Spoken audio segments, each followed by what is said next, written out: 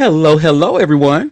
Welcome to Auntie Derek's Daytime Tea, where we discuss the latest celebrity tea in the news. And we do it live every weekday at 12:30 p.m. Eastern Standard Time on Chatmosa. I'm your host, Auntie Derek, and today is Wednesday, February 4th. So with me on the mic, I have some fabulous co-hosts. I have my Icy Chili, my Libra Queen, my Gorgeous Moon, and my Jamaican Queen. Hey, ladies. What's up? Hey, Hey, good morning. Good morning, and shout out to the listeners as well, holding it down, especially Hammy and my puppy in the chat, and Beezus. Hey, y'all. And like I said, for the month of February, we're going to be honoring some amazing Black people for Black History Month. So we're going to be doing some highlights. So today's highlight is someone by the name of Kari Upendo, who was brought to my attention by my Libra Queen. So again, thank you, Libra Queen, for bringing this gorgeous woman and her beautiful family to my attention. And I'm sharing her website, upendoestates.com. And let me share my screen, and I hope I'm saying her name right. Is it pronounced Upendo? Or but she'll know who she is because she's that girl. She's the baddie farmer. And let me share my screen so that way you can see this. So here she is here.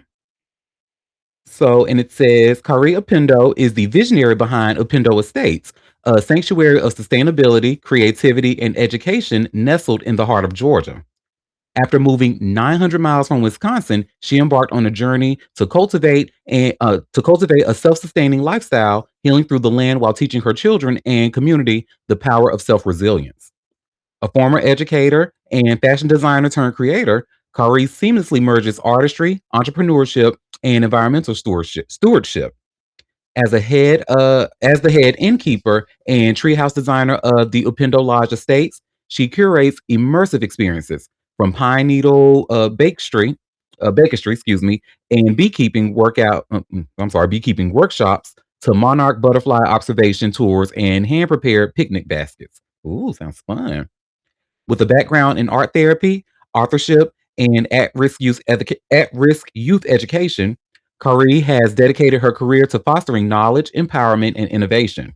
She has led research initiatives, organized workshops, and professional development programs, and contributed to major entrepreneurial studies. Her work has earned her prestigious awards in entrepreneurship, philanthropy, and community engagement. In addition to her work at Upendo Estates, Kari co-founded Buildabo, a social retail-based business, and established the Upendo Library, a publishing hub dedicated to African American literature. Her passion for sustainable living, artistic expression, and community enrichment is the foundation of Upendo Estates, a place where nature, culture, and education intertwine to inspire the next generation. Kari, you better work, honey. And these are her children. She be So working. I'm not even gonna hold you. She be I, doing it. I love it. And then in our group chat when Quinn brought this to our attention, you was like, "Oh yes, I follow her. I love her." And I was like, "Oh, who is this baddie?" So I'm glad too. I'm glad to look better late than never. I'm glad I discovered her. This is and it's because my only knowledge of black farming that I can see on the internet is like that I can think of off the top of my head is Khalees, and she's not even over here no more. She's over in Kenya. So Yeah, no. This young lady is doing the damn thing, and everything she does is like sourced from scratch. Um, Everything on her farm she uses food wise, and it's a beautiful thing to see, honestly. I And all her love kids are it. involved, and they're all Yes, smart. and I can tell, and I've learned about her kids on this page as well. So here's Avon Upendo, and it says Avon is our insect enthusiast. He loves to explore, play, and admire nature. He is also a published author of the book titled Poke Shake Tilt. Avon custom makes insect taxidermy cubes where he preserves nature and insects within resin. These cubes can be purchased in the gift shop, and it says no insects are harmed. All bugs used are found deceased. Oh, okay. So Peter, don't be sending them no emails, okay? Anywho, and then there is Asher Upendo. So Asher loves to play with the chickens, cook in the kitchen, and play outside all day. He loves nature hikes, looking for rocks, and exploring and meeting people.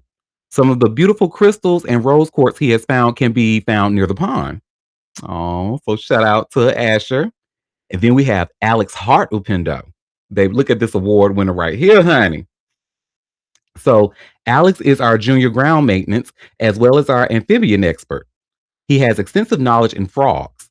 He created the estate's very own frog pond that ecologically cultivates flora and houses 4 different species of frogs and toads.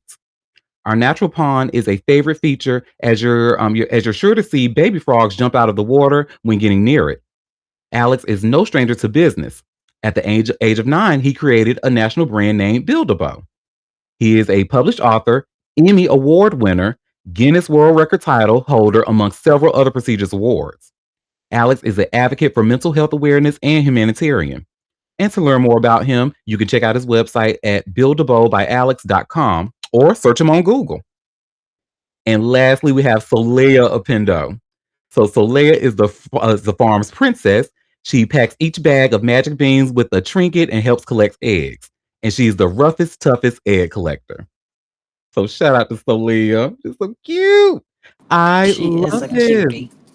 I love it. She is and she be packing them eggs too, child. It's funny. I watch them. It's cute. It's I'm very gonna cute. start watching them. So again, thank you. So shout out to the Libra Queen for bringing her to my attention, and shout out to Kari. You continue to be great, baby. You and your babies. Mm-hmm. All right. So now I think we had enough classic for one day, honey. We can now get ratchet, honey. Let's go ahead and jump right into the tea. Tea time. Well, yes. Well, unfortunately, our first piece of tea, honey, it is about Savannah Guthrie's mom, and just some updates. I like again, I just can't imagine like what she's going through. And this is something strange here. So this news broke yesterday. And you see where it says here, by way of TMZ, alleged ransom note for Nancy Guthrie kidnapping demands millions in Bitcoin. So I'm gonna share my screen, and Harvey and Charles were talking about this. That ransom note, I believe, to my knowledge, was sent to TMZ, if I'm understanding correctly, and it details certain things in there and about the mom's home that they know that this is serious, and and the Bitcoin address that they gave was they confirmed it was a real one. So let's see. Well, mhm. Go ahead, gorgeous. No, I was going to say this morning they were talking about how they think it's the brother in law, Uh her huh. sister's husband. Yep. What? Yep, and I got some tea on that too, girl. So that's gonna be our next piece of tea about this. I figured it was somebody in the family because this is just too weird. Oh, Hmm. honey, honey. Ugh. And this is weird altogether. So let's see what Harvey and Charles has to say. So we got something in our email that looks like it's written like a ransom note for Savannah Guthrie's mother. Specific And they're requests for very, certain amounts of money, very specific. Bitcoin. And also, they say at the bottom, there are certain things they're saying about what she was wearing and damage to the house That as they're if clearly saying to verify that it's us. we know what we're talking about here. So we've contacted the sheriff's department, and we want to get them this letter. We had a little trouble getting through to the right person, but the person we spoke with is now forwarding this to somebody in the detective bureau. So if my phone rings, I may have to stop and. What's interesting is, there was just a news conference that just ended with the sheriff, and he was asked about. We're going to do this segment in a few minutes, but he was asked about a ransom note, and he just said, "We're following all leads." Yeah, and this it's again, we don't know. We don't know if it's this is authentic, legit, right? if it's authentic or not. But they're when you read it, they're acting as if, yeah, only we would know these things, Right. and we're serious. And there's a dollar demand and an or else in there. Mhm. So we will let you know as this thing kind of develops. And then This there is was up. crazy. And the update says the Pima County Sheriff's Department posted on Twitter that they are aware of reports circulating about the possible ransom note or notes regarding the investigation to Nancy Guthrie. And then they was like, we encourage like anyone to share any other tips with that QR code that they have. They put that on their Well, Twitter. where did it come from that they think it's the brother-in-law? Of That was just some speculation because police, were looking into the family at first. So yeah. but and police always do that. So but they do cops have not confirmed that the brother-in-law is a suspect. And I have that TMZ article here. Oh, okay. Okay. And you all should see where it says cops deny report claiming Savannah Guthrie's brother-in-law, quote unquote, may be a suspect. And then there's a little clip here from Ashley Banfield from CNN, or is she with Newsmax now? Doesn't matter, but she's the one talking about it, and she's the one who Mm. broke it down of why people may think it's him, but no, cops have not confirmed that. So give me 1 second. Mm. Okay. One law enforcement source, very connected, highly regarded, impeccable credentials, knowledge of this investigation, says that Tomaso Sione, Annie P. Guthrie's husband, may be the prime suspect in this case, and Annie's vehicle has been towed, impounded, and is now Mm. in evidence. At the Mm. very least, let me tamp that down, because sometimes it's the first person you're looking at, not prime as in there's no one else. Okay, so let's be really mindful of that. Families are always looked at first as well. I can That's tell true. you that Mrs. Guthrie had cameras, plural, at this home, and that they were smashed. But I can tell you they are Nest cameras. They are Nest cameras, plural, and that whoever did this may have smashed those cameras, plural. So they're not there, presumably because law enforcement took those smashed cameras as evidence.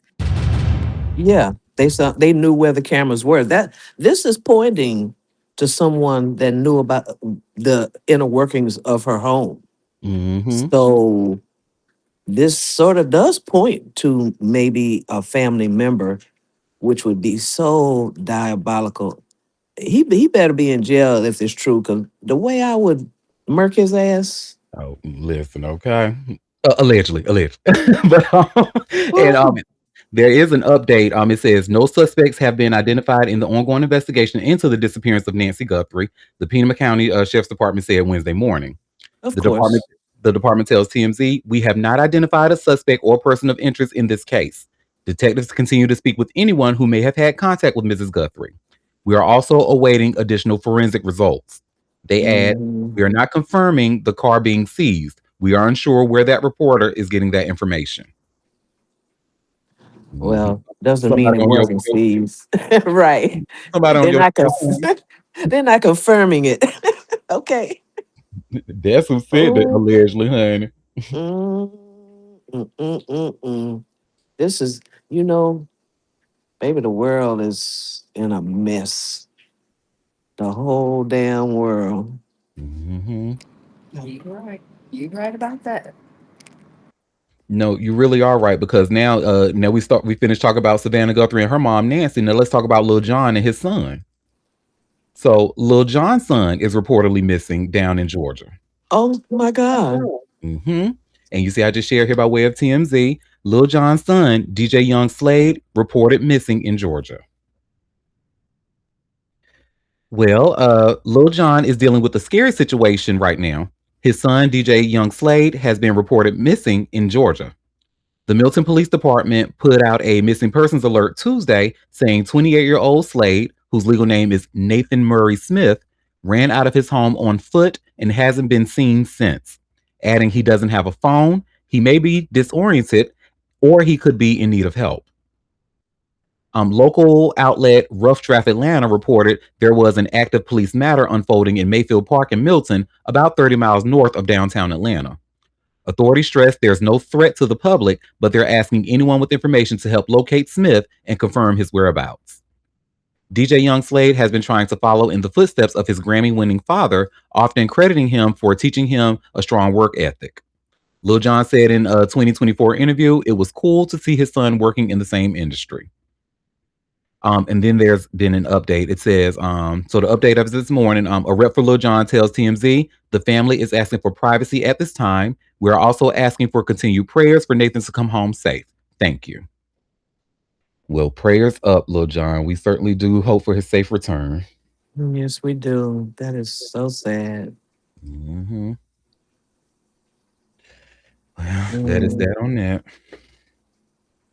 Child, oh, this next story, honey. Margarita girl. What we doing? Y'all know who Margarita is, honey. The one who Not, like, leave Margarita alone.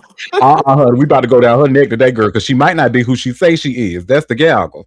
Oh, oh, Girl. So how about Quentin Aaron's brother is talking, and he said he feels for his brother's safety. oh my God. Uh-huh. And you see, I just shared here by way of TMZ. Quentin Aaron's family says his wife isn't legit. She claims spiritual marriage. Oh, And this story gets oh. crazier and crazier, y'all. I'm gonna let you read the story. So Quentin Aaron's recovering in the hospital from a spinal stroke, but his family says the woman who is by his side and making medical decisions for him is fibbing about being his wife, though she begs to differ. The actor's brother, Jared Aaron, tells TMZ the woman claiming to be his wife, Margarita Aaron, is actually married to another man. His immediate worry is as she's misrepresenting herself as his legal wife to the medical staff at the hospital and is helping make crucial and life saving medical decisions. Margarita tells us she and Aaron got spiritually married, so they're spiritually married. She adds she does not have power of attorney, and she has never made medical decisions on Quentin's behalf. Jared isn't buying that, saying, "I genuinely fear for my brother's life." Margarita says, if he's saying I'm such a bad person, why does he live with me and Quentin? In response, Jared says he didn't know they weren't legally married when they all lived under the same roof. Quentin, by all accounts, has not been confronted with these claims. His brother says he's not telling Quentin yet and is going to wait until he makes a full recovery from the spinal stroke his family says he suffered. Well, I think he knows now, honey. Anywho, still, Jared says, I have all this crucial information that Quentin doesn't know about, and now it feels like I've gotten it too late. Quentin's family tells us in a new statement, since the health crisis of our beloved family member Quentin Aaron, we have raised some suspicions about the legitimacy of Quentin and Margarita's marriage to each other, as well as her legitimacy as a registered nurse. The family adds, we have found some alarming details. We as a family believe Margarita isn't who she claimed to be to us. This has caused us to want to investigate her. I'm sorry. This has caused us to want to investigate her further. Margarita's own family members are also backing up the Aaron's family suspicions, with her daughter and niece telling us Margarita is indeed married to another man. Bitch. Wow. Margarita, I was rooting for you, girl. Yeah, overrooting. But here's the thing.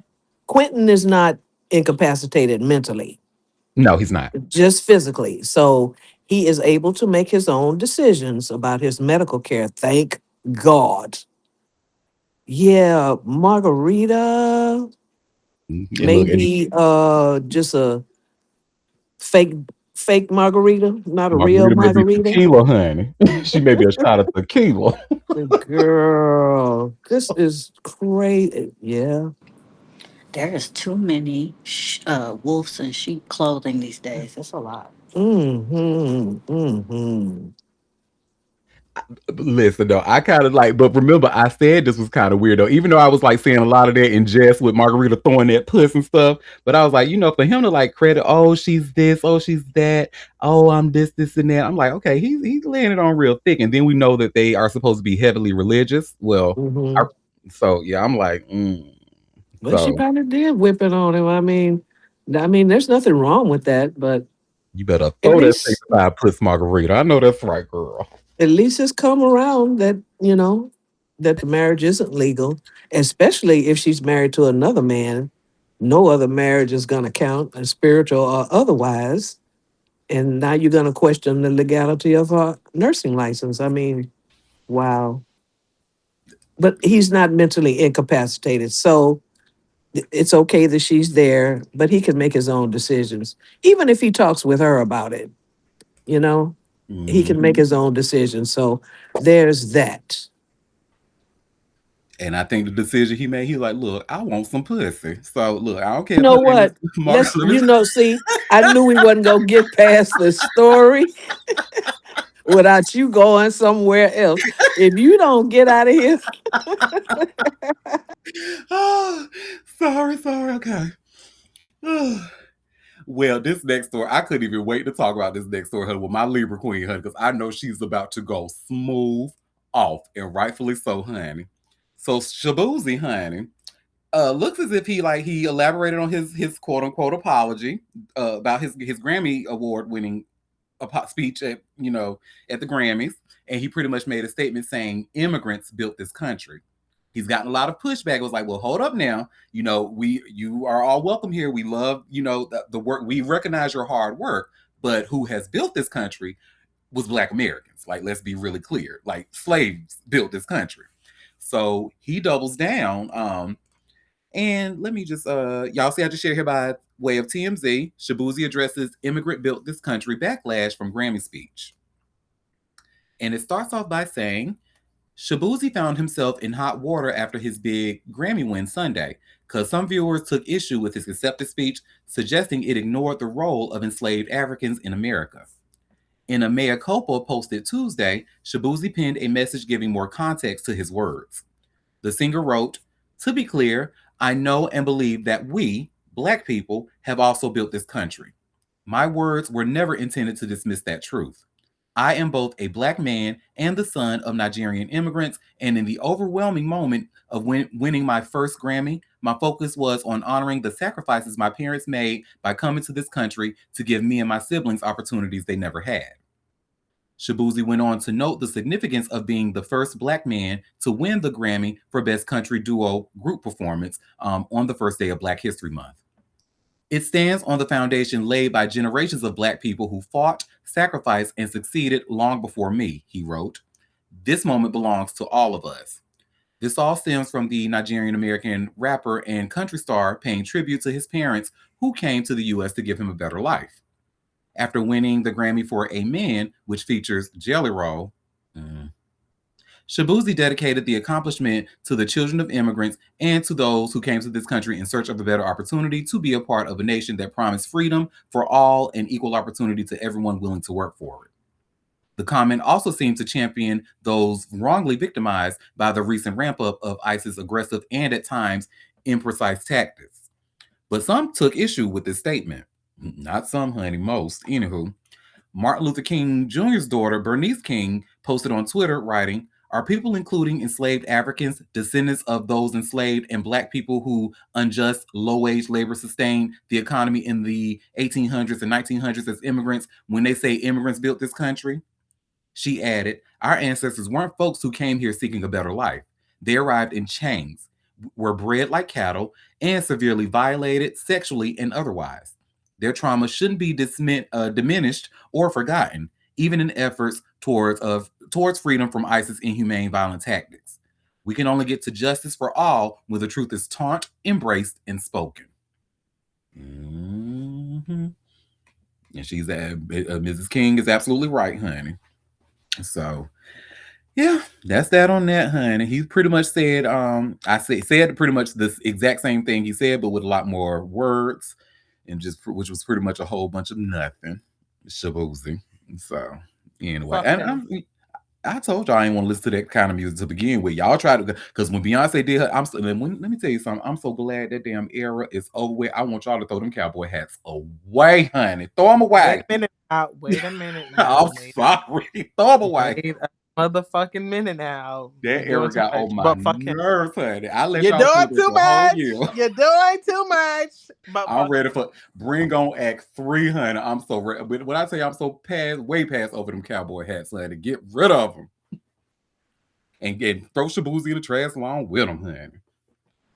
But yeah, a whole bunch of nothing. He could have kept that apology. He could have just said nothing. And now I just feel like he made it worse, because if anybody was like going to even give you just a little bit of grace, it wasn't going to be me. But if anybody was going to give you a little bit of grace, baby, you done lost it with this elaboration. And my biggest thing is the biggest thing that really is pissing me off is the infantilization of a grown ass man. That motherfucker is a 30-year-old man. He is not no fucking little bitty kid. He not no fucking teenager. He grew up in Virginia. He was born and raised in Virginia. So the educational system in the Woodbridge area is actually good. And to sit here and placate and placate and placate because oh, I misspoke. No, ain't no fucking misspeaking. Ain't no fucking nothing, none of that. You said what the fuck you said, and then you reiterated what you said in the midst of trying to fake an apology. Bitch, go to hell. Actually, and the people who are like, well, that's not the sentiment of which it was the sentiment in what he said. It absolutely was because to compare, not to compare, Shorty Olivia Dean or whatever, What? Yeah. however her Olivia name is. Dean. Her. Yeah, she made her statement about being a child of immigrants, and I ain't have no problem with it because she spoke on her personal experience and personal stance, right? Because she is a child of immigrants. But to sit here and add erasure to people who are the reason why you're here. You have the ability to come here. That your parents had the ability to come here. Bitch, on my mama, on my motherfucking hood, on my fucking 7 generations of ancestors. Plus, talking about immigrants built this country when literally the first slave that I can get to in my family is my grandfather. Oh no, honey. Oh no, you have me fucked up, and I don't care what nobody say. There was people dragging me talking about, oh, you shouldn't be this way and that way or whatever, because I was talking about it on social media. No, I stand on motherfucking business because the point in case is, here you are, you're disrespecting people, and people are fucking telling you that you're fucking wrong, and you are too big in your motherfucking britches while you are cosplaying as somebody, while you're benefiting in a space that was made by black people, by black American people, because well, he's black American too. No, he's not.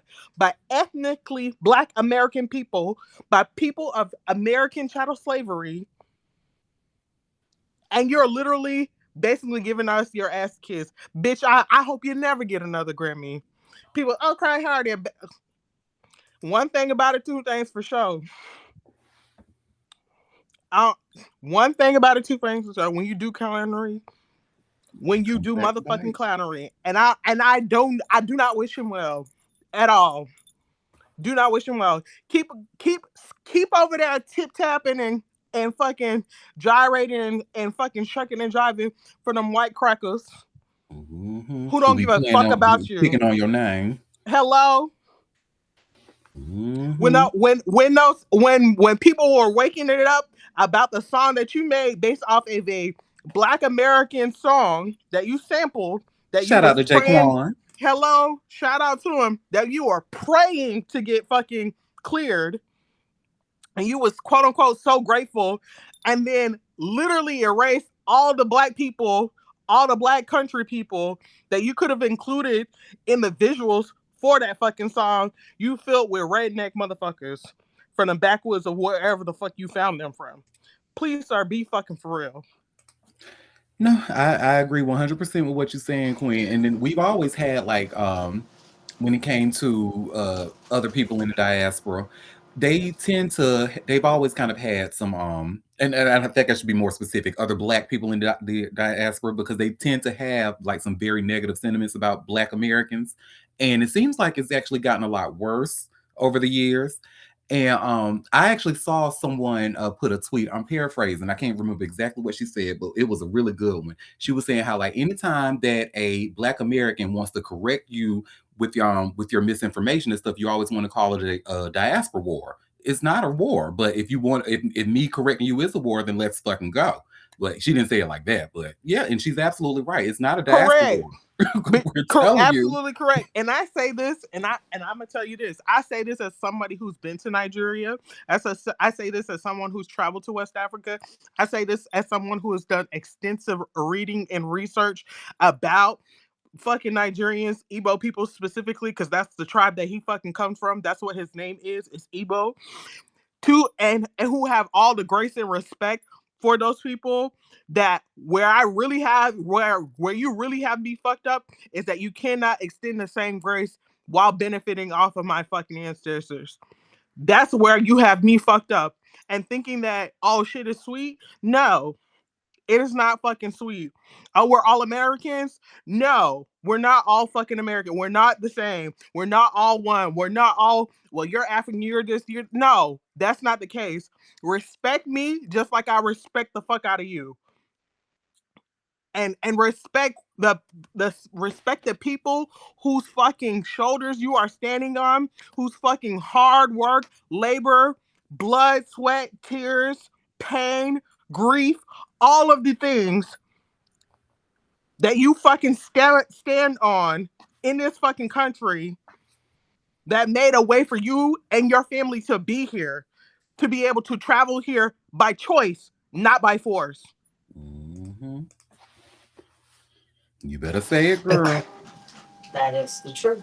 And the funny thing is that the people who are first or second generation immigrants, black immigrants, they come over here and they literally start doing the work of the racist white people. You're not helping anything that's going on here. You're actually feeding into what we've been trying to fight against since we've been here.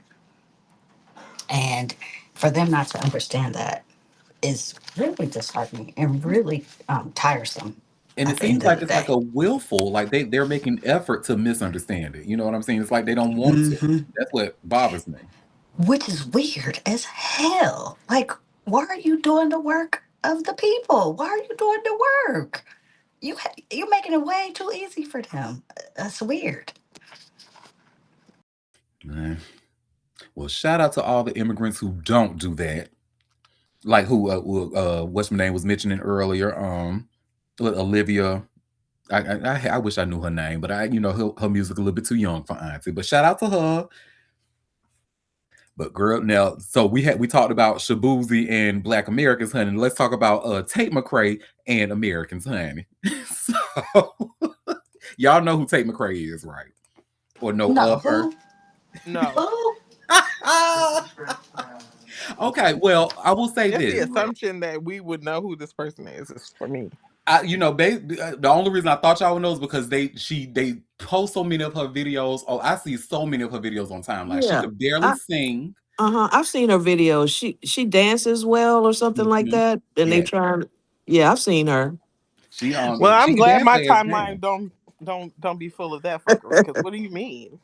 What you mean to tell me? You asked me if I know who this white girl is. Oh my god, That's kind of absolutely crazy. Canadian at that. Listen, I thought y'all might have like maybe seen her on your timeline in passing, but I guess You not. thought that's crazy. I'm with Quinn on In this Black one. History Thank God my Month? time. In Black I'm glad my History timeline In spared Black me from this History foolery. I'm sorry. I apologize to all my knuckles. Well, Tay McRae is basically the Canadian Benedict Arnold in some fans' eyes this week after the pop star dropped a promo hyping up Team USA in the Olympics, despite hailing from the North. The revolving door singer shared an ad on her Instagram showing her skiing up to an owl to discuss NBC's packed schedule this weekend. The Winter Games opening ceremony, figure skating events, Lindsey Vohn's big return. Oh, and yeah, the Super Bowl on Sunday. Along with a few who jokes, McCrae tells the owl she's stoked to catch the red, white, and blue in action, which has ruffled some feathers. Isn't she Canadian? What is she doing? One user wrote, while another adding, "Girl, you're Canadian. Please, what is this?" Um, Others also pointed out the timing, as the relationship between the U.S. and Canada is pretty strained at the moment. There's more. Tate, I love you, but this should have been for Canada. And you're Canadian, but promoting America for the Olympics? This is so disappointing, laughing my ass off. We could go on, but it's worth noting some folks didn't really care about her hooting and hollering for America, elected to praise her performance and looks instead. As one smart user pointed out, perhaps Team USA simply offered her a bigger bag to be its cheerleader, And if that was the case, there's a greedy joke to be made. Mhm. You know what, TMZ? I want y'all to be journalists and stop trying to be comedians. Cause girl, you thought you ate with that last line. But anyway, and let me share my screen. This is the. Have y'all been seeing the commercials for the Olympics that's coming up? Like I seen a couple. I know I saw No, one with Dua Lipa. They've been no. doing the a few weeks ago they were doing the commercials for like bed, like rest is part of my training, and that's Oh, pretty much it. Mm-mm. That's all I've seen. I I don't want ain't. to see any more. Let it be. oh, okay. Well, this is one more. I promise, and then this will be the last one. One more. And this is the one that they talking about with Tate. Why she got? What does she have on? This giving slutty Santa. Yes. Okay. Ho ho ho. And why her pants that low? Oh, hi. I'm a bit lost. Tate McRae. Oh, I'm nobody. Nobody's girl, that is. I'm trying to get to Milan for an amazing opening ceremony and meet Team USA. Then it's the weekend with America's best skating for gold and Lindsey Vonn's epic comeback. And back to the States, the big game, Super Bowl 60. Okay, I'll just ask someone else then. I forget it. Okay, so one, one, she sounds like a fucking idiot, and two, this is where they got the owl thing from.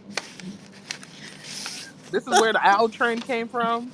I need y'all to get up off the floor. I I think the need I some trend beauty. came before the owl thing here. I think they're just playing off the trend because it's either been way, around. throw it all away. Yeah, that was Right. crazy. A terrible Well, commercial. She was didn't trying to Lindsey give Vaughn? Ashley Tisdale, and that's crazy. Well, but didn't Lindsey Vaughn already mess up her knee before the She tore her Olympics even started? ACL. Yes, she did. But So she she ain't says even. she's still going to compete. She's still going to try. And I'm like, Oh, well, girl, you just trying to you cripple stupid. yourself, okay? She is. She gonna be in a wheelchair for the rest of She her life. she really trying to cripple herself with a torn ACL. And when is the Olympics? Like a week away, and she just did this injury. Come on, girl, She's stupid. God stupid. bless. But it's her knees, not ours. Look, when she is in her 60s, it is gonna kick her ass. Mhm. She I don't probably even think in she gonna have to wait that long. right. I'm pretty sure she's in a chronic pain situation. But, I'm good. But You she's like it, I still love gonna it. try. She's gonna try. Oh my girl, you To was do what? crazy. Try to do what, I girl? want You you to couldn't try to even. sit your ass down, girl. A Try to make torn the That part. ACL. biggest comeback ever You not. at You her already tore big your age ACL. You, already. you tore your ACL. Your comeback is done. It's Oh foolish, well. really.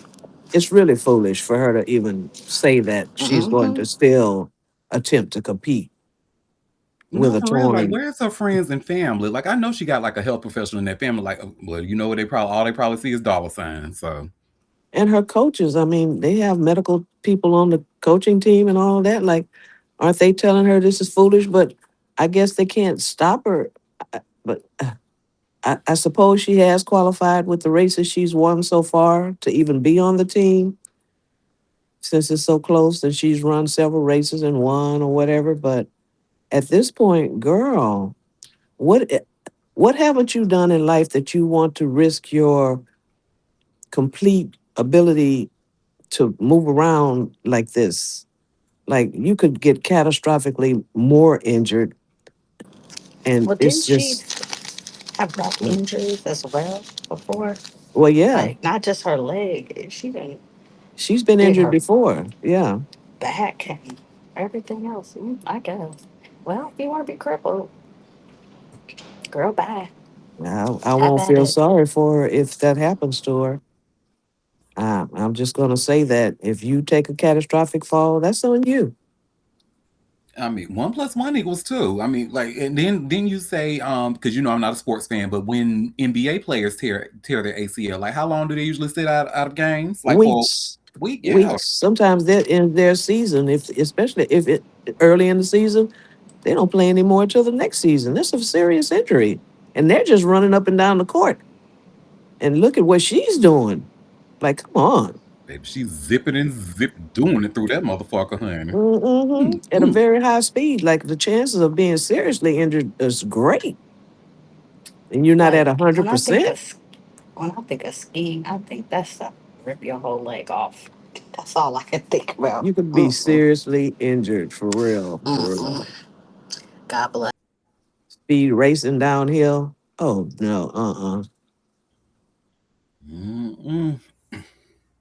Well, baby, this next piece of tea I have for y'all, honey. So now this is actually an Auntie Derek's Daytime Tea exclusive because someone was kind enough to reach out to me and provide some receipts, honey, about a story that I've been talking about since December. So I actually have a little clip that I'm going to play. It's a little refresher clip because for those of you who don't remember, on my show on December 10th last year, I talked about an artist by the name of Clinton Lord, who's in LA, and he was charged with rape, multiple rapes from people or from women who were affected by the LA wildfires. Y'all probably don't remember because again, that was some time ago, and nobody in the room knew who the artist was at the time. But we did talk about the story. And let me get the clip just to remind And let's y'all. not gloss over. This is an exclusive story. This is an exclusive story, honey. It's exclusive. Yes. Drop one of Clue's bombs. Come on hot now. This tea time part ain't exclusives. this ain't got no bomb, but it do got some gunshots. Hold on. Yes. Okay. But so now let me play the clip from the December 10th show just to remind y'all of what we said about Clinton Lord. Let me share it here.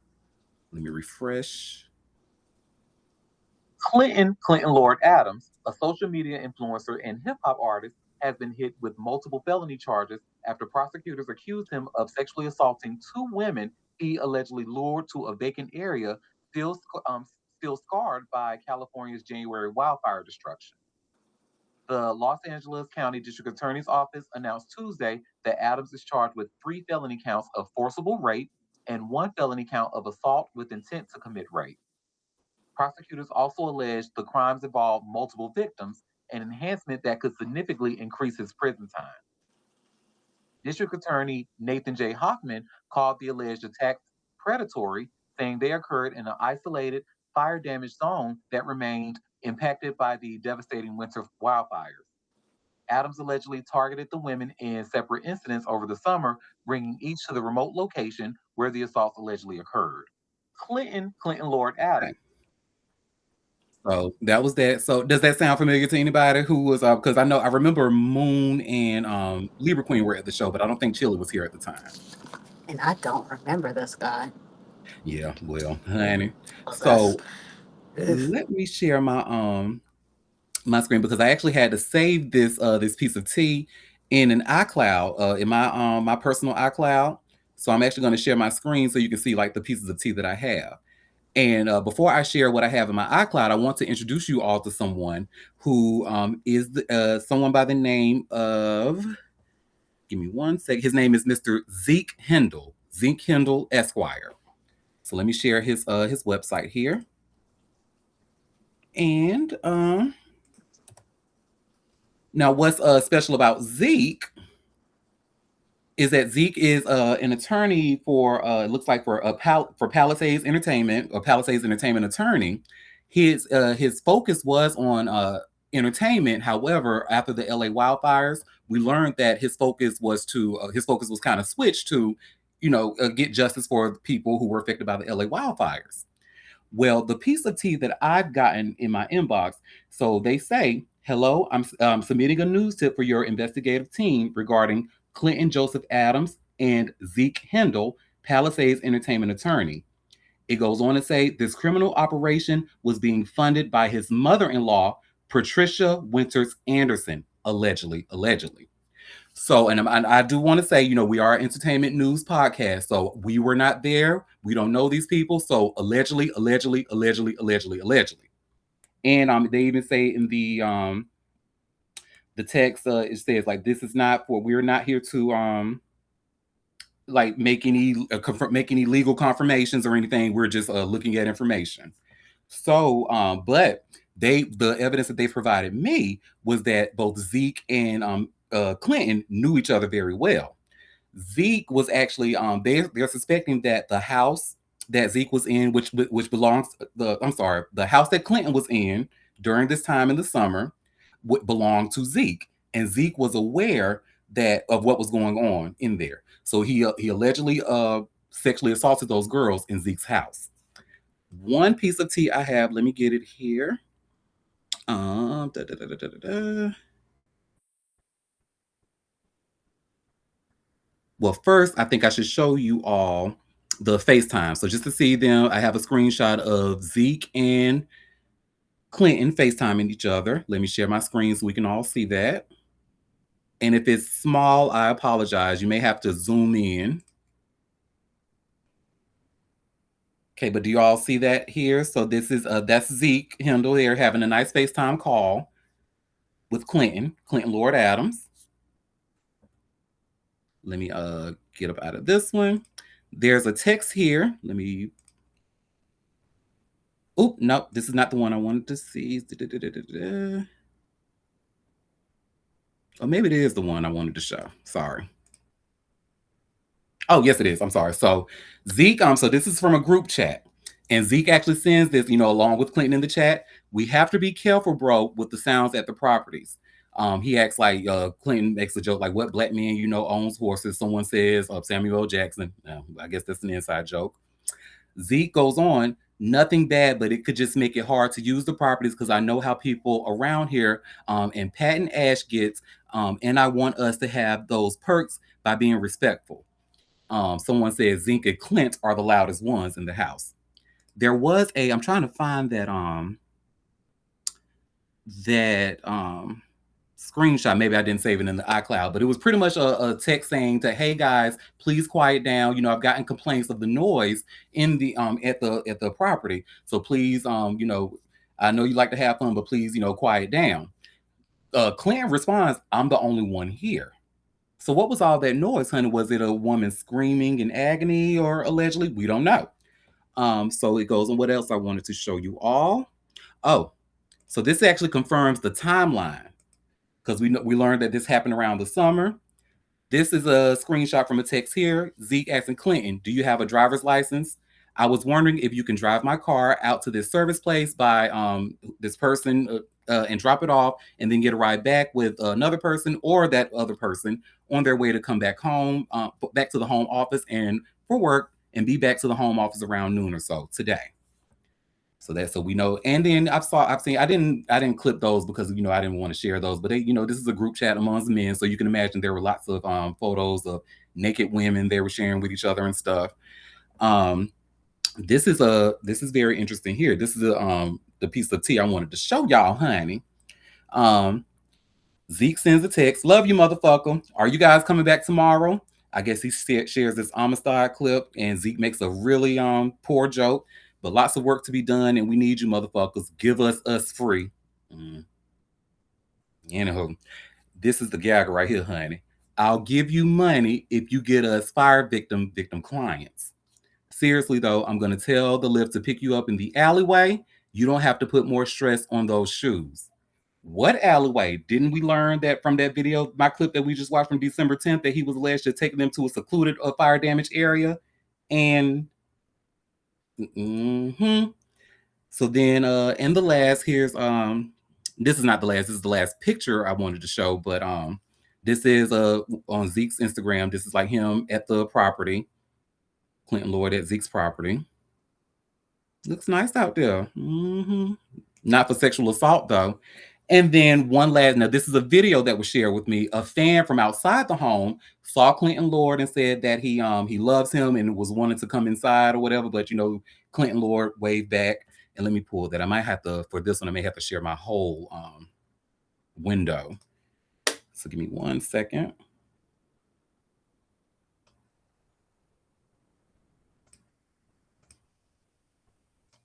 But also, shout out to that person who sent me this information and trusted me to tell this story because, basically, it looks like this person is not a fan of rape and then possibly knows some things that okay, look, because he wasn't, it doesn't look like Clinton Lord was doing this alone or he had help to do what he was doing allegedly. So, and let me just, I'm getting that video for y'all. Sorry. Let me open it here. Because this is my first time. iCloud is so confusing at times. Get on my damn nerve.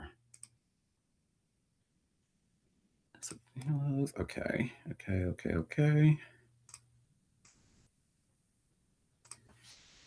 And let me share my window.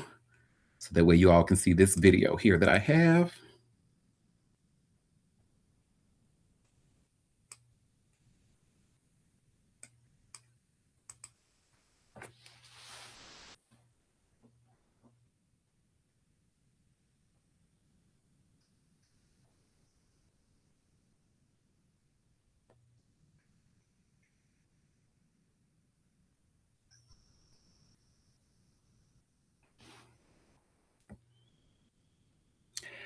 So there you have it, y'all. Allegedly. So if that was the secluded area that was mentioned, it was either it looks as if based off of the evidence that we've seen that Pop Zeke was able to set that up by way of lift to take it so that way he wouldn't have any damage to his shoes or whatever. So I'm just saying, I ain't saying, I'm just saying it looks a little funny. So there you have it. And this was an Auntie Derek's Daytime Tea exclusive. Ow. So Zeke, don't be sending me no cease and desist, girl. That's very highly suspicious. Ooh, Ooh, you goodness go. gracious. Ooh. hmm So we have we have a question in the chat. Can we summarize what that tea is? So yes, the tea is that Clinton Lord allegedly had help from entertainment lawyer Zeke Kendall to sexually assault those girls. Allegedly. Because Clinton used Zeke's home often, especially during that summer when those crimes happened. So weird there. So he have house and he had people staying at the house. And Clinton Lord was one of them. And one text showed that he was actually staying there alone. Are they a couple? No, he ain't no couple. He ain't got no girlfriend. He like to rape people allegedly. No, man, talk the attorney and the guy. Oh, so no, they're not an attorney. He's an entertainment lawyer. So maybe they were a client. Maybe they had a professional relationship at first, from what I understand. Yeah, and we have a comment saying Zeke is married. He might have been house sitting if he was there alone, just looking Mm-hmm. out for the property and, like that. Possibly, yep. Oh, okay. Because I was confused. I was like, but then I forgot German white people do that. Yes, and it's possible that he was house sitting, and it is possible that Zeke did not know about any of this going on. But based off of the text that I've seen, I don't know how he don't know. Especially, I mean, it's looking like to me, it looked like they were talking in code, maybe an inside language between them all. But I hope not. But I'm just saying, and they are asking. I know the last thing I read about Clinton Lord is that they were asking more if more victims were affected by this, then please come forward because because right now they have 2 confirmed so far, so they're looking for more victims. So there you have it. This next piece of tea I have, girl. Let's talk about another violent rapist, honey. Mystical. Oh, Mm. girl. Well, I have this article here from All Hip Hop. And you all should see where it says mystical trial secrecy. Judge orders media silence before March trial. So this means we not gonna know shit on Auntie Derek's Daytime Tea. I mean, unless somebody, is nice enough to send me a nice, cute little inbox message. I'm just saying. Anyway. But Mystical faces his biggest legal battle yet. With limited public information available as New Orleans rapper's upcoming rape trial stays shrouded in secrecy thanks to a gag order. The rap star appeared in Ascension Parish Court on January 21st. His defense team requested a gag order that now covers both the prosecution and the defense attorneys. The judge approved the request. A gag order prevents lawyers, witnesses, and court officials from discussing case details with the media or the public. This legal tool keeps sensitive information from influencing potential jurors before trial. The 51-year-old rapper has been sitting in Ascension Parish Jail without bond since his July 2022 arrest on first-degree rape charges. Mystical's current charges include domestic abuse by strangulation, simple robbery, false imprisonment, and multiple drug possession counts. The alleged incident happened at his Prairieville home on July 30th of 2022. The victim claims she was attacked during a dispute over money. She claimed Mystical was high out of his mind when he punched, choked, and pulled her hair before forcing her to pray with him to remove bad spirits, eventually raping her. He pled not guilty to all charges. His attorney, Tiffany Miles Crosby, took over the case and requested delays to review evidence. This marks Tyler's third major legal battle involving sexual assault allegations. He served 6 years in prison from 2004 to 2010 after pleading guilty to sexual battery. The earlier case involved a hairstylist who accused Tyler and two bodyguards of forcing her to perform oral sex. She claimed they threatened to report her for allegedly stealing $800,000 worth of checks. Tyler became a registered sex offender after his release in 2010. He returned to jail briefly in 2012 after violating probation on a domestic abuse charge. Another rape case emerged in 2018 when Tyler faced first-degree rape and kidnapping charges. He spent 18 months in jail before prosecutors dropped those charges in December of 2020 due to insufficient evidence. The Shake Your Ass rapper built his career with No Limit Records in the 90s. He earned 3 Grammy nominations during his peak years. Judge Stephen Turow will oversee Tyler's trial scheduled for March 30th of this year. Tyler has a motion hearing set for March 17th of 2026. If convicted on the first-degree rape charge, Tyler faces life in prison without parole under Louisiana's mandatory sentencing laws. Sounds like they about to lock his ass up and melt the key, honey. I wish they would. Because what? I mean, he's got a problem. Something's wrong with him. He's sick. Clearly, he can't stop doing that. So, keep him in there forever. He don't need to be around women, like for real, for real. Clearly, he don't do this behavior around other men. But he just need to keep his ass away from women. Period. And then having her to remove bad spirits and praying, honey, doing predatory shit in the name of the Lord, which is a lot of what y'all do. But. Oh, we have a comment. All my favorites are now catching charges. It's a shame. Can't listen to nothing but Shirley Caesar's ass. Well, if you want to know about her, let me stop. We love Shirley. We love Shirley. Shout out to Shirley Caesar.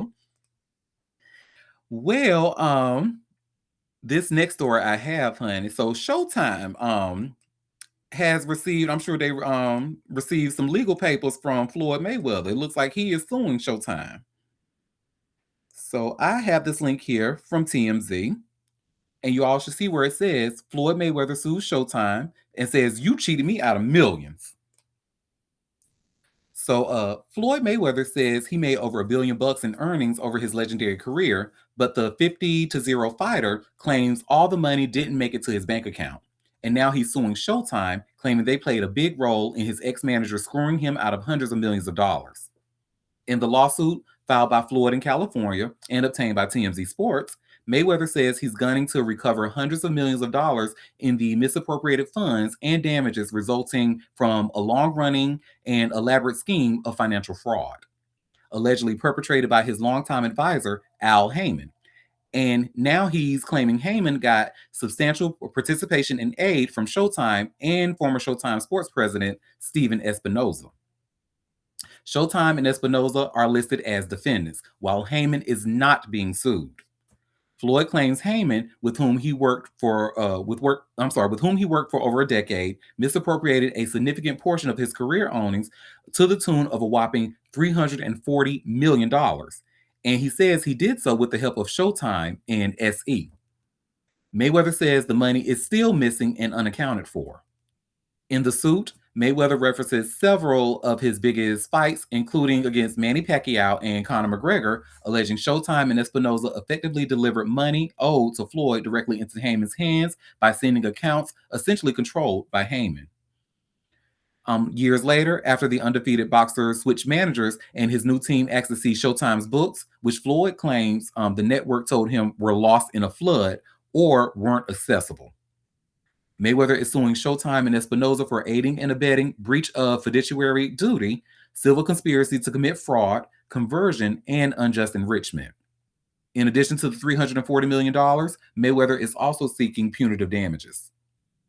Reach for comment, Mayweather's attorney, Bobby Samini, predicted victory, saying Floyd is one of the biggest Floyd is one of boxing's biggest pay-per-view draws. He generated hundreds of millions of dollars in revenue for Showtime. Mr.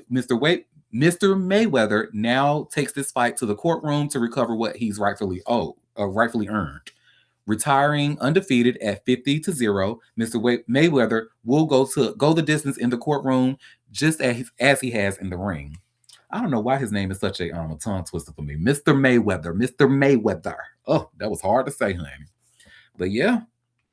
And see, I would have been like, because usually like when it be on some bullshit, usually Floyd Mayweather be at the scene. But when it comes to his money, I don't think he play about that money. Like he is very serious about that money on, honey. And the fact that he said new management asked to see Showtime's books and they said it was lost in the flood. Y'all don't have it back up. Ain't nobody using digital no more. Like, huh? And it's not saved in the cloud nowhere. Like, okay. But you know who didn't waste no time, honey, picking on this lawsuit, honey. My man, honey. you know he had to poke fun. And I'm sharing this link from Hot New Hip Hop. And you see where it says 50 Cent roast Floyd Mayweather's reading skills after Showtime lawsuit. And we won't talk too much about this story. I'm just going to share the Instagram post that his ass made about Floyd Mayweather in this lawsuit. And this is the picture he posted. Floyd Mayweather sued Showtime saying, "You cheated me out of millions." The TMZ link we just read. And 50's caption, "Oh no, don't cry now, champ. They beat you out of $320 million, you dumbass nigga. I told you to let me read the contracts. Now lace up. You gotta look good fighting Mike. Then maybe we can get Bud to beat your ass for some big money." And then of course he tagged his cognac brand. Okay, girl. Your friend love to jab. Well, yes, he does. I'm sorry, but you like that corny dude. Yes, That's so I love corny. him. Okay. He's corny. Look here, I don't know. This Moon. might be dragging down the brand. Sure is. Now we understand all them damn bullet holes. You run his Listen. damn mouth. I'm telling you, you see how he bought out the first 50 row, like the front row at Ja Rule concert. Mm-hmm. It's just, he need to do better. I'm agreeing with Moon. He gonna drag down the brand, Auntie. Mm-mm. Well, he's very corny, but when it comes to cancer men, a lot of them, you know what? Let me not even say that out loud. Well, anyway, so this next story, shout out to Chill for bringing this to my attention because it is a sports ball related story. Y'all know I don't know this shit, but this is some good tea right here. I do remember seeing this video of DK Metcalf dragging that fan that had that blue hair out the stands, looked like he grabbed his hair or whatever. Well, you all should see I just shared here by way of TMZ. Lion fan sues DK Metcalf and the Steelers for $100 million over sideline clash. And he's not just going after Metcalf and the Steelers, he's going after Shannon Sharp and Chad Johnson too. So a Detroit Lions fan is going scorched earth in court after his viral sideline clash with Steelers star DK Metcalf, and he's swinging for a massive payday. Michigan man Ryan Kennedy filed a lawsuit in Wayne County Court on Tuesday demanding a jaw-dropping $100 million over a December 21st dust-up with Metcalf at Ford Field that blew up across the internet. Kennedy is now turning to the courts, going after Metcalf, the Pittsburgh Steelers, ex NFL wideout Chad Johnson, Shannon Sharp's Shay Shay Media, and more, claiming they spread what he calls defamatory and life altering claims about him after the incident. The suit includes 9 total counts, including defamation, claims aimed at Metcalf, Johnson, and Sharp's company. The drama dates back to the Lions versus Steelers game when Metcalf appeared to take a swing at Kennedy during the second quarter, an incident that ultimately earned the wide receiver a 2-game NFL suspension. Things escalated the next day when Johnson claimed on the Nightcap podcast that Metcalf told him Kennedy hurled racial slurs at him, including the N word, and made a derogatory comment about his mother. Kennedy has strongly denied those accusations from the jump and is doubling down in his lawsuit, calling the claims completely false and reckless. Attorney John Marco, who represents Kennedy, tells TMZ Sports the N word is the most offensive and inflammatory racial slur in the English language. No other word expresses so much hatred and bigotry. Falsely accusing someone of using that word hurts not only the person falsely accused, but hurts every victim of racial hatred and bigotry. In legal docs, Kennedy alleges Metcalf fed Johnson bad information that sparked the viral narrative, which he says torpedoed his reputation. He's also suing Metcalf for assault and battery, while saying the Steelers are legally responsible for his conduct. Kennedy isn't stopping there either. He's also targeting Ford Field, claiming stadium officials failed to provide proper barriers or security measures to prevent players from reaching into the stands and getting physical with fans. Along with the massive damages he's seeking in the suit, Kennedy wants the defendants to issue a full public retraction and correction of the defamatory statements. Mm. So who y'all gonna believe? The 2 black men or a lion? Let me stop. But I mean, I don't know. Like something like that. I feel like when it comes to a well played black man like that at a sports game, and keep in mind, take what I'm saying with a grain of salt, because y'all know I don't watch sports ball. That shit be on the TV watching me. But from what I see, it looks like these especially somebody that's been playing as long as he have, like it has to take a lot for a fan to get under a player's skin. And I feel like the N word and talk about somebody's mama is one of the easiest ways to do that. So now Mr. Kennedy says he did not say that. We were not there. So, but I'm just like, I know being black in America, that's one thing that will make me reach into my purse. So, hey, go ahead, Jamaican Queen.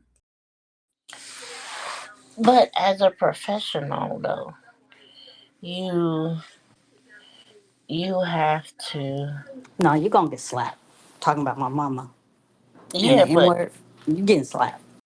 yeah, but we don't know. And if something happened as a professional in that thing, you gotta rise above it. And what you do is you go to the people them and have them banned from the stadium.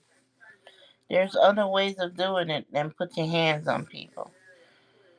I'm not gonna, my mama ain't no hoe. I mean, I am, but she wasn't. So, I mean, you gotta just, you gotta just know when to rise above the stuff. You can't let people push you up, because look at this. All of this could have been avoided. And you gotta, especially when you have all that money, Moon, you gotta watch what you're saying and watch what you do, because there's people out there like him, get ready to push the button so they can get paid. And you work, You know you what? And I'm work. rich, and that's why I have a lawyer. But you getting slapped. I'm not changing my stance on this. You talk about my mama, you say something like that, then I'm gonna show you. And that's that on that. Now, you shouldn't. You probably should rise above, like Marcia said. But I No, cannot. you want to talk about mamas. You want to talk about mamas. I mean, I probably should, but I'm not, and I'm just be honest. I probably snatch his ass out that goddamn shit too. Bet you won't talk about nobody else's mama. And you know what? Lawyer, handle that. And I Yeah, might be Listen, I suspended don't for some think I'll. games, but you finna fuck around and I find out. have I have funds set aside. Okay, I have I have particular funds aside for when and if I ever get tried. God is so good, because never in my life have I been tried like the things that be happening on social media and people be posting it. I just know that I'm blessed and highly favored, and my ancestors be doing their motherfucking job by protecting me. Because, baby, I keep motherfucking money set aside. I got cards set aside. I got a whole lot ready in the cut for a bitch to try me. Cause what the fuck do you mean? You want to talk about mamas? All right, Mhm. all right, And bitch. we have a comment in the chat saying talking about mamas is an automatic throat chop in every profession. Hmm. See, I'm just saying. I'm just Uh, saying. I'm not I gonna. know we want to rise above and be I'm and not be gonna better. No, for my anger like that. rise above, I'm baby. gonna Now, catch you outside. I'm Where no hey, witnesses. listen. What it? Oh damn, we don't really like him. But what Nelly said? Drop down and get your ego on. Yeah, yeah. I'm be But dropping down. All right. the only thing I want to see rising, honey, is some business in the oven, honey. I ain't rising above nothing. I don't think I'm gonna ever get like to that point to where Be the I'm gonna let bigger somebody person, right to bitch. disrespect my mama Never. in my face. Oh no, you got it fucked up. I'm telling you, Be I'd the have snatched big. his ass right off them goddamn out that damn bleacher like he was doing. I would have snatched his ass right off the motherfucking bleacher. Now whose mama what? Tell it, say it to my face. Look, we have a comment. Do the apology tour, cry some white tears, learn from your experience, realize how wrong it was, and then move on. He said, "Look," and then will comment. I am the bigger person. I don't want to have to prove it. I know that's right. Bigger and better. Okay. Well, that is that on that, honey. Well, Well, that man is gonna be going to the bank laughing with a check. I don't think so, especially with when he's talking about coming for the NFL, saying they should provide barriers where the players can come. You shouldn't be running your fucking mouth. So for one to come over there and attack you, because that doesn't happen at all games. It's the fans that be violent towards each other, not the players. But Right. so Yeah, and then NFL took action. They suspended him for 2 games. So yeah. Hey, and I will right. I'll sit down. Let me tell you, no And money, that all motherfucker money. needs to be banned from the stadiums. Yeah, They really need I'm to start sorry. doing. Talk about. Let me tell you, I'm fucking you up about my mama. Like, I'm sorry. That's just the way the rules are. Period. That's the way the cookie crumbles. oh honey, well Because speaking see, of a these crumbling people. cookie, I'm sorry. I just had to get on. Let me just one more thing, because people think they can just disrespect you and say anything just because you're a player, They do. or you know, and they say all that racist shit and all that kind of. No, no, you're gonna learn today, bitch. You're gonna learn today. Okay, now you can go. I'm damn right. sorry. I Hey, had to give Slay you Yeah. that Uncle. last little bit. He really is trying to dig in their wallet because he's suing a whole lot of people. He going for the big payday. But then what's going to happen? Like, how it's going to easily be debunked when another fan come up and say, "Hey, I did hear him say the N word." Well, yeah, it's witnesses. Like, And he did talk about his mama. It can be easily proven by the people sitting around him. hmm so Well, he's stupid, and if he gonna say that, and then witnesses and trying to sue somebody. Yeah. Mm. hmm Well, that's America for you. child, like, America. And you know what is America known for? Honey, capitalism. And then you have like white men like Martin Shkreli. Is that how you say his name? That old fuck. Yeah. Mm-hmm. Child. Well, I got a story about his ass, honey. Yeah. Why is he going after RZA over that Wu Tang album?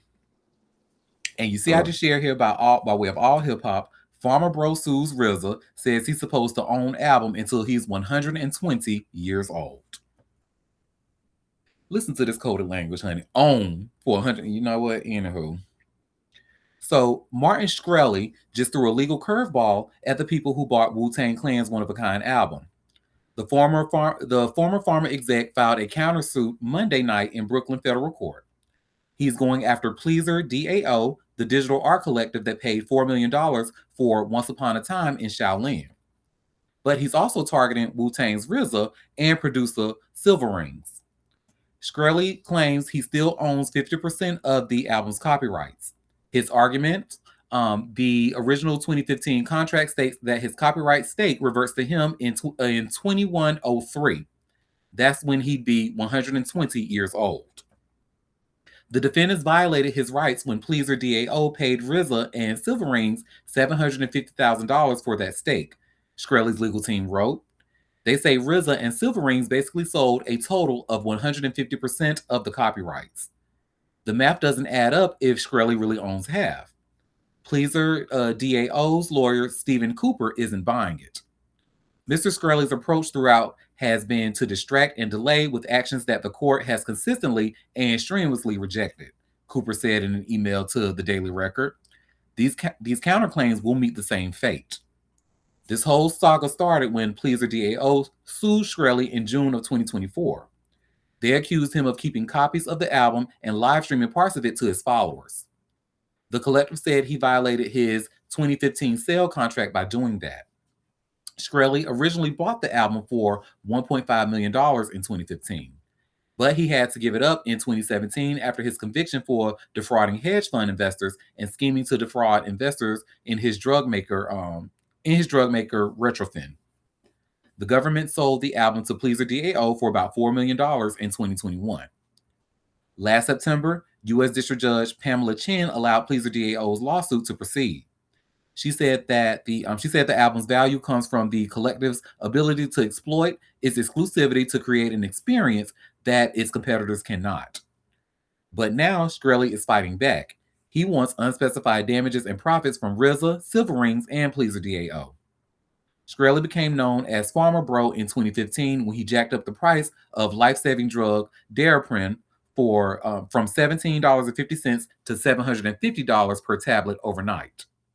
He was released from prison early in 2022 and is banned from the pharmaceutical industry. Fuck him. I'm so sick of him. I wish he'd just keel over. Oh my God, he is a nuisance. I'm sure you're not He the is a only one, girl. fucking nuisance. And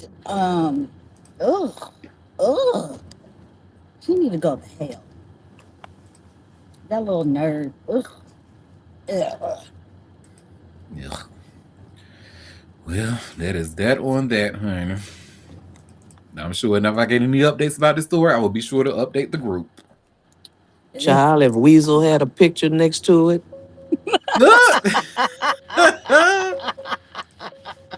Oh, he's so he's so and I'm glad it didn't even show up for me. So thank God. I only see. I think this is Rissa. I don't know who this is. Yes, we're okay with looking at RZA, sometimes. But yeah, we didn't want to see no That photo ain't of no that weasel. weird looking man. He is a weasel. Ooh. Yeah, how you gonna sue about something that you lost? Because white nerdy audacity. Jesus. I mean, if you remember him before, oh, he's such a prick. He is Yeah. like one of the biggest pricks. Yeah, that pharmaceutical thing he did was diabolical. Oh, hugely diabolical. That is nuts. We have a comment asking, is he still in jail? I don't think so. Let me look. No, no. You said he got released. He's I wish on he was Twitter. still in jail. Ugh, I'm glad I ain't seen his tweets. Ugh. That's very diabolical. Well, y'all, Patrick Mahomes Sr. done got arrested again, y'all. Oh, you a fucking embarrassment. Skip. God damn. God damn. In Black History Month, Skip. God. I swear to God, niggas just don't stop niggering. Come on. Well, the only reason I don't want to skip this story because this is like if you can't put the alcohol down for a little bit, honey, there's a problem. And Your with son you is a being on hoe. probation for DUIs and stuff, the last thing you want to be found. And if you, put the shit in a water bottle if you got my God, this is crazy. Just embarrassing. Well, just embarrassing. You got to be the embarrassing daddy. Just stereotypical bullshit. Oh, piss me off. Well, Patrick Mahomes Sr. was arrested yet again on Tuesday. The Kansas City Chiefs superstar Pops was busted for violation of his probation for DWI sentence after allegedly drinking alcohol.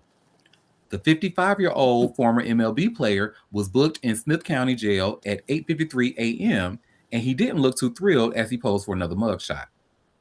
The district attorney confirmed to us that Mahomes Sr. was jailed for a probation violation, with a probation violation report stating he had a high alcohol reading on his scram alcohol ankle monitor on January 1st. The doc states Mahomes provided urine samples later on both January 5th and 9th, and the results were negative for alcohol. As we previously reported, Mahomes has been arrested for DUI at least 3 times. The most recent coming days before the Super Bowl in 2024, which his son's Chiefs competed and won over the San Francisco's 49ers. 49ers, excuse me. Ironically, Tuesday marks 2 years since that arrest, with body cam footage of the run-in showing him trying to use his son's name to get out of trouble. Mahomes pled guilty to DWI months later and was handed a 5-year probation sentence. He'll have his day in court, but as of right now, it doesn't look like the date has been set just yet. And they say the story's still developing. Stop being that embarrassing ass nigga. Ah, Upsetting moon, Auntie. because you know what, the one thing you did right and half ass, and then you just over here fucking it off, and then trying to use your son's name. You so damn embarrassing. Look, that's right. I mean, look, to be completely honest, as much as these men love football out here, I would have did the same thing. Like, look, you know who my son is. Like, look, Oh maybe he can get you God. some tickets. I don't know. Now you go to jail for bribery. God damn it. but Shit, then so that's when you tell the fucking clock, oh, I was just kidding. just so damn embarrassing. Can y'all act right? You can't even luck into a damn NFL child, and then you still want to act a goddamn fool. So damn embarrassing. And and then it was based on the date, with the ankle monitor readings, it was on January 1st, so he probably had a little bit too much celebrating and bringing in the new year. So yeah, Um, but who's when that? you're on probation, baby, you got to really. You need to be going to them AA meetings. You need to be trying to live your life right so you can have some enjoy the riches from your son instead of being a dumbass. Who is his son? Patrick Mahomes Jr. I don't know him. Who he be? Quarterback. Who he play for? What? Kansas Chiefs? City. Chiefs? Yes, Kansas City. He's the quarterback. Oh, he's the one that he's the light skinned one. Yeah. Yeah. Oh, either one they rob his house. I don't No, I don't remember. think so. I don't. No, I don't remember hearing I nothing don't about think that. Patrick's house got robbed. It was somebody else. Wait, But isn't the he's the quarterback. He's the are they quarterback. are they Girl, play? don't ask another question. You don't know who that man is. I Girl. know. Just Google him. Google him. I didn't get the key thing. Kansas City Was Chiefs about to play main 21 quarterback. questions, girl, trying to find out you do not know who that man is. At this point, yeah, Google him. I It'll sure come to don't. you. I sure don't, Auntie. You watch football? Put his picture up there, Auntie. Oh, let me see. It's in here. I can share the screen. It's a picture of him and his Yeah, I daddy. watch real football, soccer. That's him. That's Patrick. Oh, I know him. Oh my Hmm. God. He light skinned it. Well, biracial, but yes. Mm-hmm. He the light skinned one. During Mm-hmm. Black History Month, he biracial. We got to make that clear for He, just for this bi- month only. he biracial.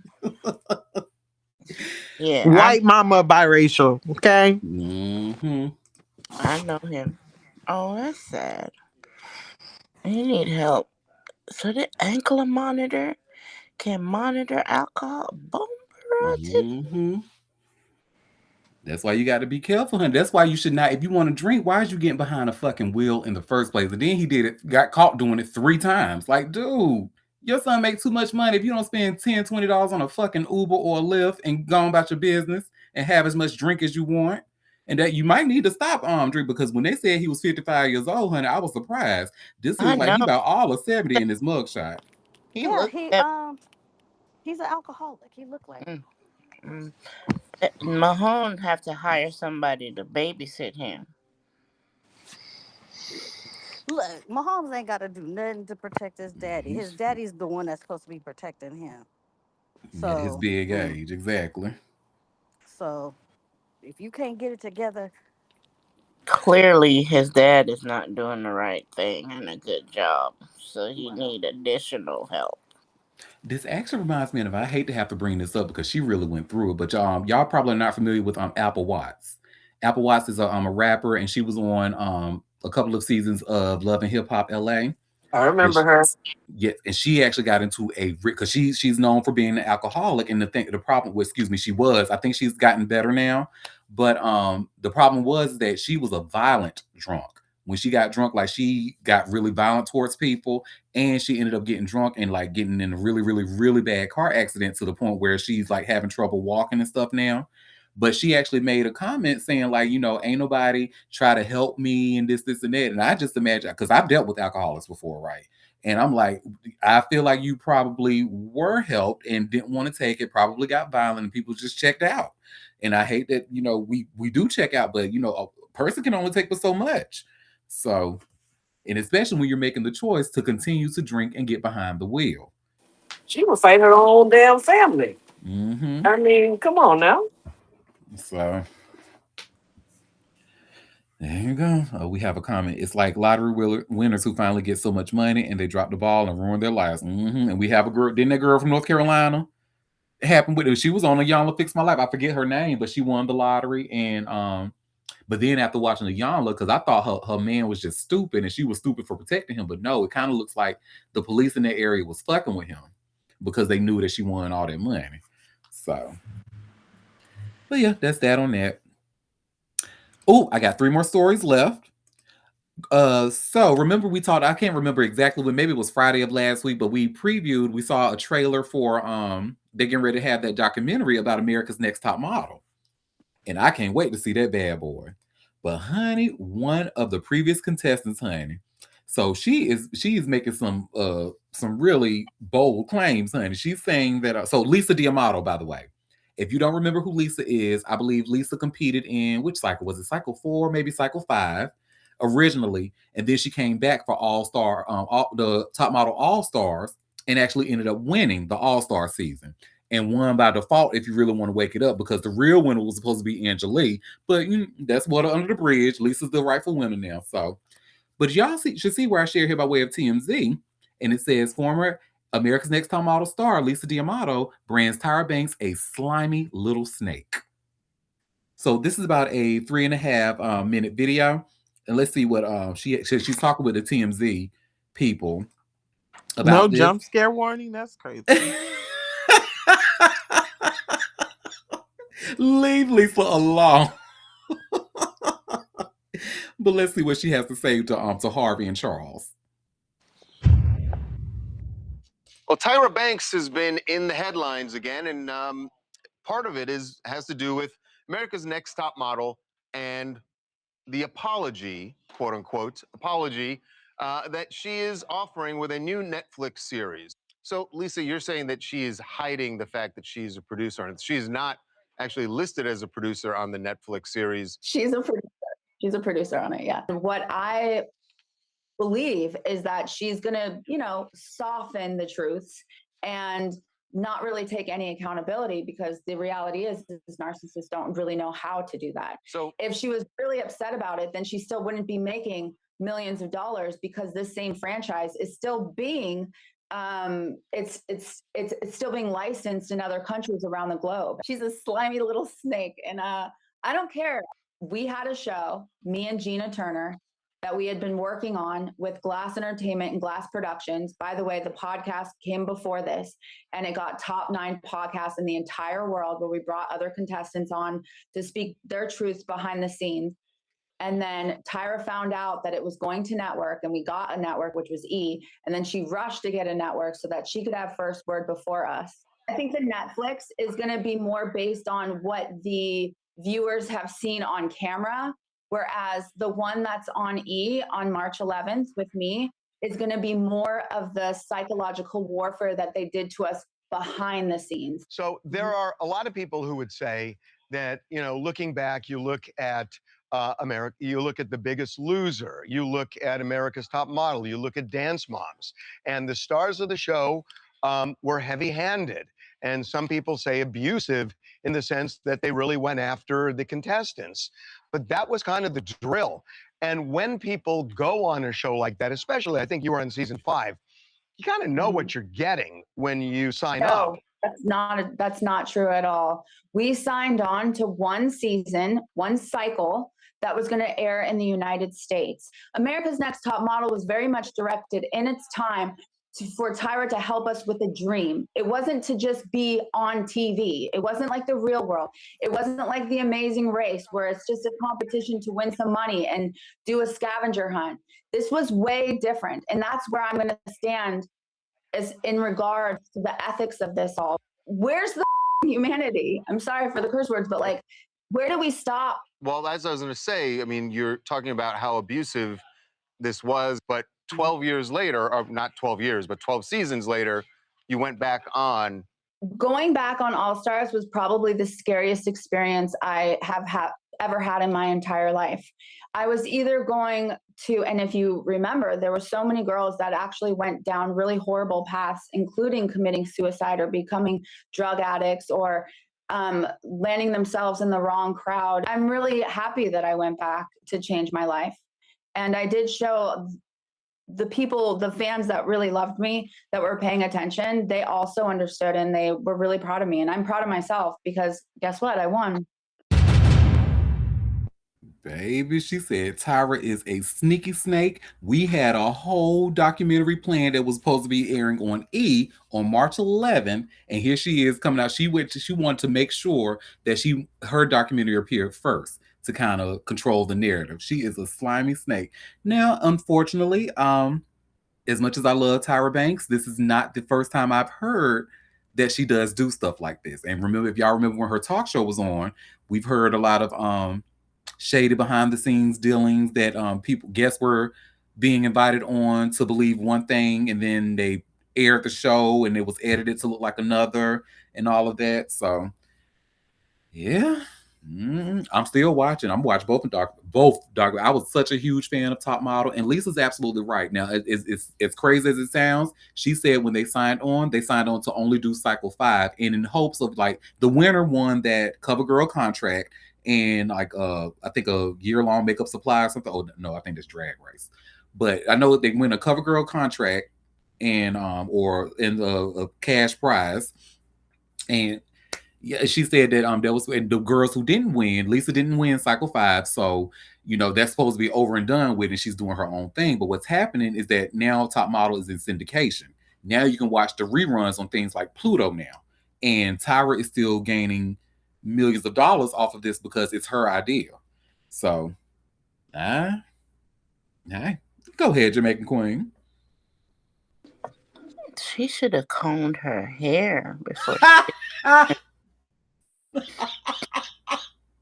What's going on? What is that?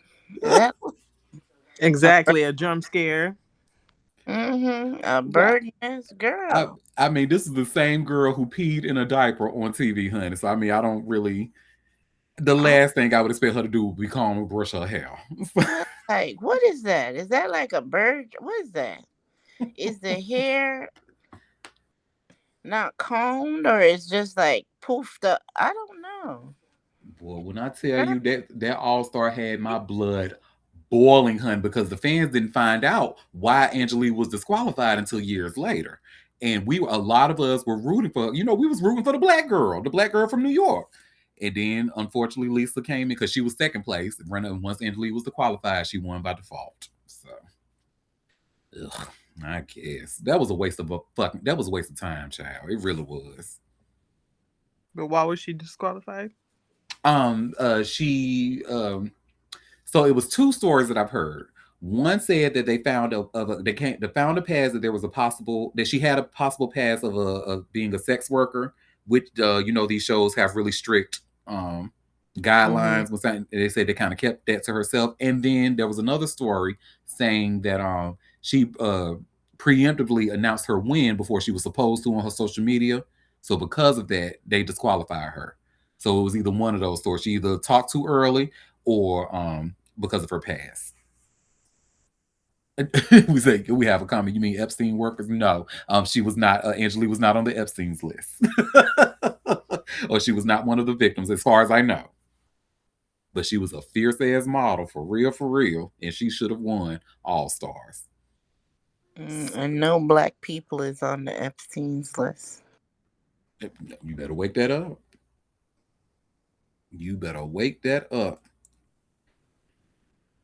Well, let's see what I have. Oh, so we actually talked about this not too long ago.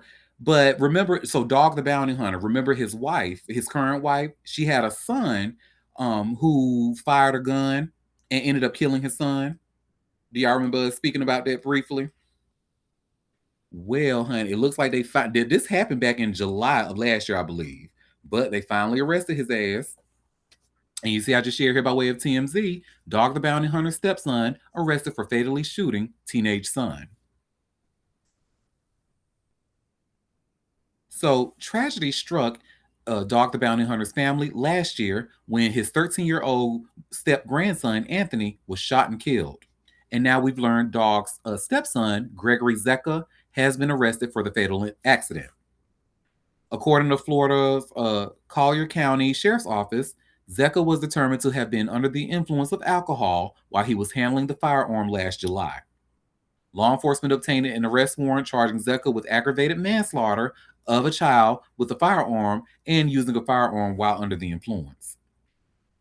Sheriff Kevin Rambos said in a statement, "This was a heartbreaking and preventable tragedy. Our detectives conducted an exhaustive and thorough investigation, examining every element of what happened through witness statements, forensic testing, subpoenas, search warrants, and more. I commend their hard work and professionalism in uncovering the facts in an incredibly difficult case." According to the investigation, Gregory was drinking for several hours before sitting down to watch a UFC fight on TV with his son at a friend's house. At the friend's house, Gregory continued to drink and got high on marijuana, authorities say. Law enforcement says Gregory repeatedly handled the firearm in the child's presence, practicing drawing it from his waistband and dry firing.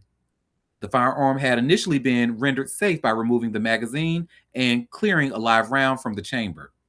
But at some point, authorities say, the magazine was reinserted and a round chambered, and Gregory discharged a single shot, fatally striking the kid. According to Chef Rambos, this case underscores that devastating tragedy this case underscores that devastating tragedy that can result from mixing firearms, alcohol, and drugs. Our hearts are with everyone affected by this loss.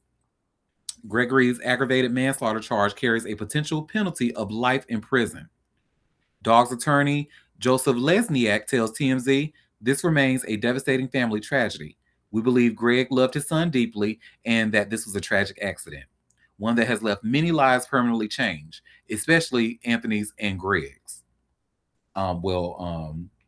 Anthony's life wasn't changed. He no longer has his. So that's that. I don't like if they were looking at that last line to wrote that last to get me to or try to get me to feel sorry for this fucker. Because you sitting there like I don't them guns, y'all. I do not like them guns, man. And you drinking, watching UFC fights, so I know your temper's already up, and you just practicing the waistband. And then, like, I don't know who they trying to get us to believe because they say that it was initially taken, the rounds were taken out, and the one was removed from the chamber, but it was reinserted. Okay, did he reinsert it? Like, why y'all trying to whatever?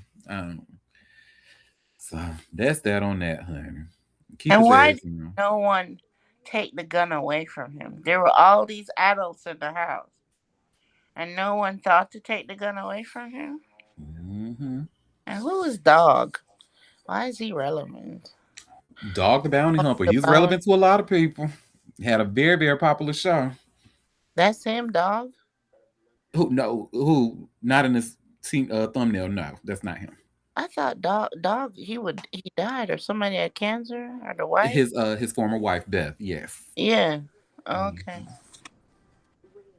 Yes, and I believe we also learned that Dog is a Trump supporter, allegedly. So yeah, that's that on that, honey.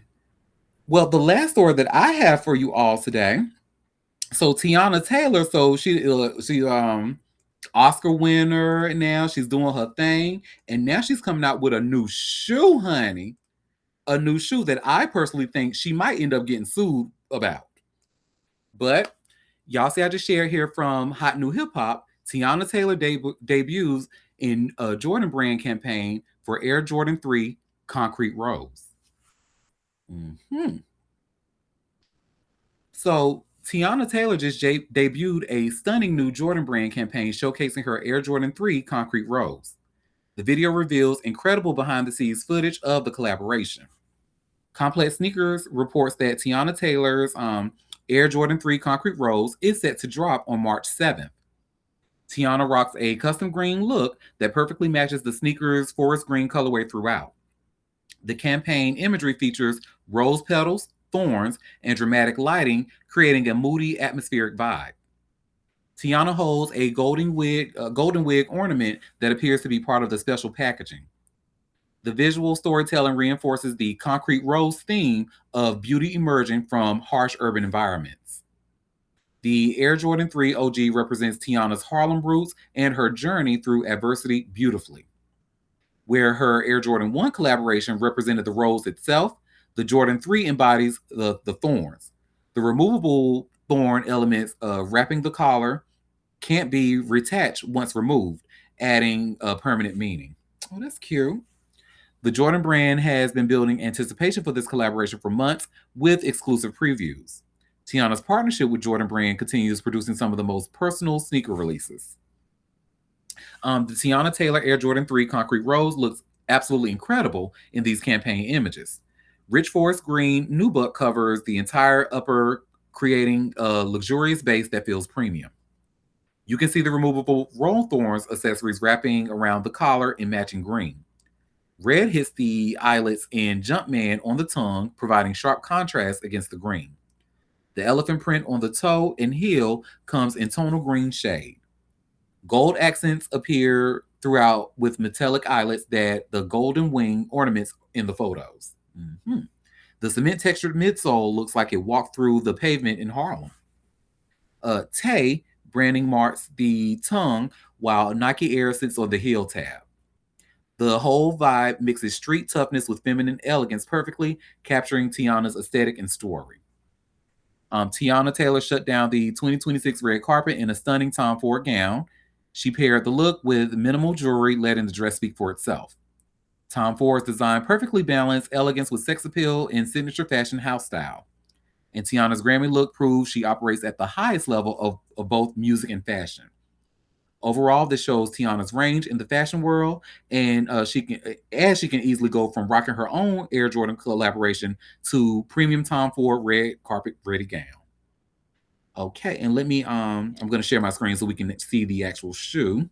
I love that shoe. I haven't been excited for a sneaker in a long time. I wish I could get it. It's a beautiful shoe, beautiful, Yes, honey. I love it. But I think Ashanti is gonna come after her ass, honey. What do you mean I'm naming this Concrete Rose? You mean the same name of the album that I created in 2004? You mean, and then when it happened, when that thing album, because everybody was asking Ashanti back then, girl, what the hell is a concrete rose? Rose don't grow out of concrete. And Ashanti was like, well, yes, in New York it does.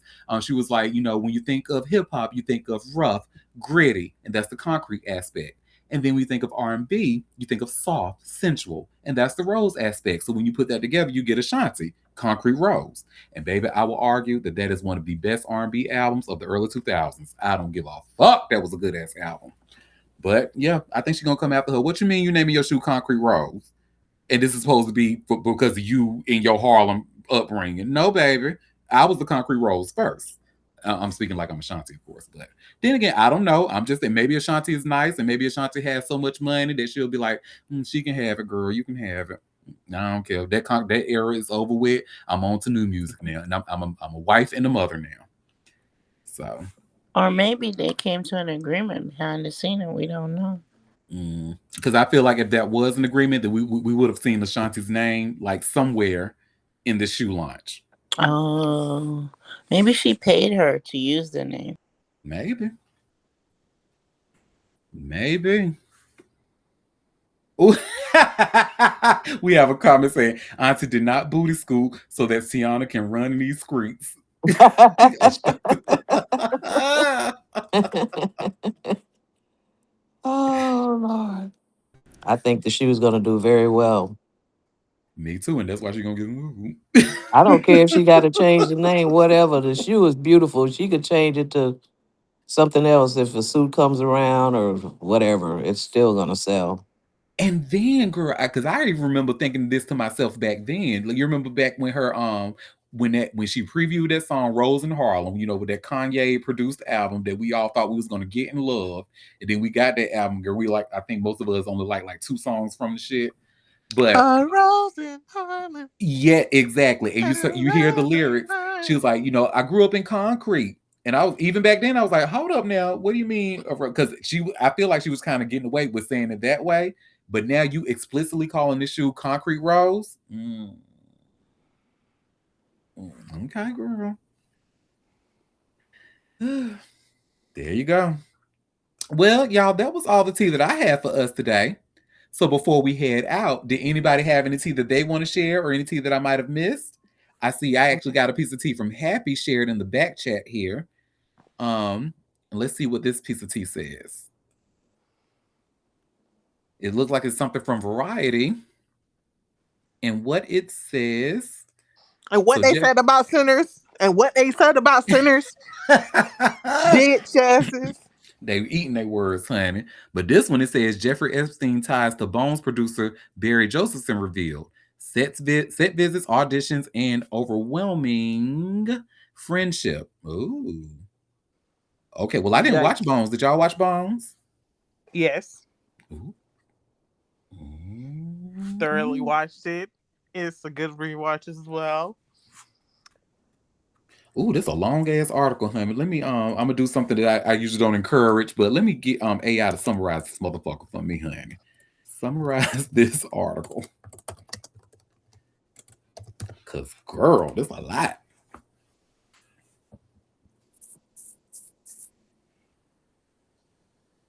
Okay, so summary of the article. It says the newly released Justice Department records reveal extensive ties between Jeffrey Epstein and Hollywood producer Barry Josephson, best known for Bones.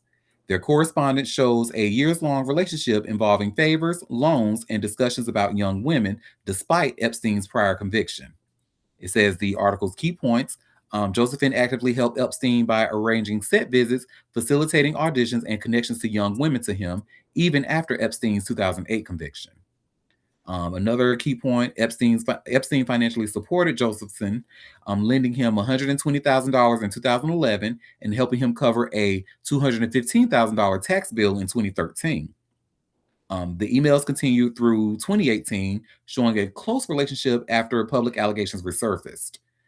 Epstein pushed Josephson to cast certain young women, and Josephson often apologized when he couldn't deliver. They discussed creating a film portraying men falsely accused, with Epstein wanting to include jets, yachts, islands, and beautiful girls.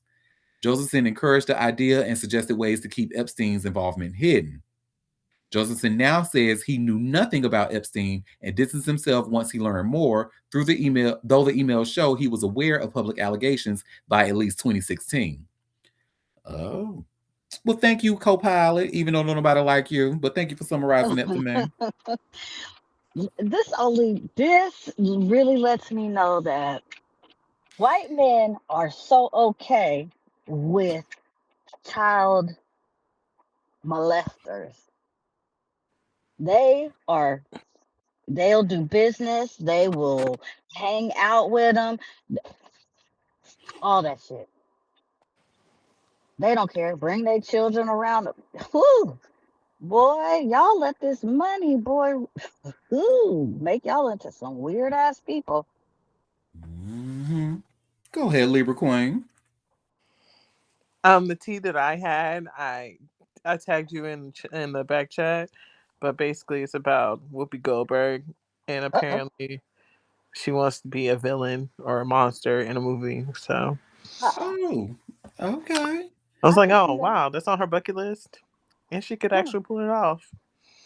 And I'm trying to think, did she in her career, did she ever play a villain? She I hasn't. can't. Yeah. I Okay, so think good for so. her. She said, I got range. Let me do that. And she really does has range. She's actually one of my favorite actresses. So and go I ahead. mean, I can see that without even thinking about it. Mm-hmm. Go ahead, Jamaican Queen. Moon, I don't know why you're surprised these white men will do that because they didn't care about owning us as slaves. No, I'm not But surprised. mm, It's just the bring their how family around many. It's here. just how many. They don't care. They will. I mean, he is a prince, a royal, and the fact that he got himself photographed with these little young girls. But they are child molesters. There's so many. I But don't even that's what. they child molesters on at a high rate. Mm, And they always want to talk about black folks being savage and they da da da. No, y'all are actually touching children. Y'all are weird. This a lot of y'all big weird, like majorly. The fact that they even call us savages with the shit that they used to do to slaves, girl, I I girl. just mean, it the grinds shit. my gears. Mm-mm. Okay, grinds them all the way to smooth. I tell you what, Grind, because cause it don't make no damn sense whatsoever. none of. And you know this, like I said, no black girls, no black people, Jay Z wasn't there. no, Um, no. Pusha T went. No, black people weren't there. Period. This is a white people thing. Rich Mm-hmm. white people. Quit trying to put black folks in the middle of this foolery. Now, I'm not saying there ain't black child molesters or rapists and stuff like that. We know that that's not true. But let me tell you, them white folks are at the highest rates and levels for anybody. They a hot fucking mess. They nasty as hell. Oh, that's their wheelhouse right there. Okay? Overwhelmingly, and the numbers prove it. Like we ain't just pulling this out. The numbers say when you look into who is being convicted of these charges, honey, it is not black men. It is overwhelmingly cis hetero white men. I mean, Overwhelmingly. it's craziness. Craziness.